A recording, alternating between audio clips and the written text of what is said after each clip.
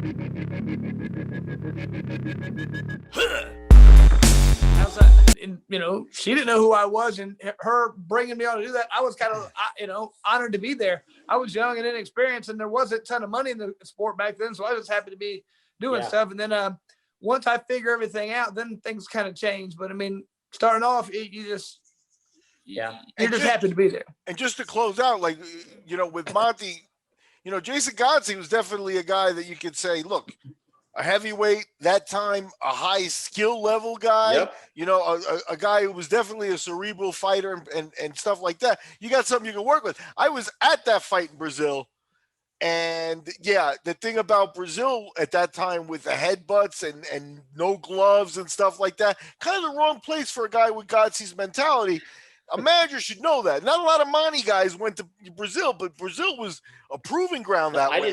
I wasn't sending anybody. Yeah, I mean, it's you can't just take an American fighter doing MMA, even in 1997, and go to Brazil. There were certain guys that might fit in, but man, Eugene Jackson had a rough time. It was just more. Oh, I remember when they put that netting at the bottom, and guys would get caught in the netting.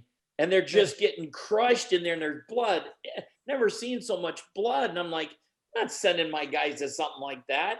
I like my guys. I mean, I didn't have friends. I had fighters. They were my friends. I mean, they were the guys I hung out with. I'm not going to say gents. When my guys lost, I mean, it hurt. I was tight with them. I was still tight with almost all of them, because we had a common goal. Yeah. Make me rich. So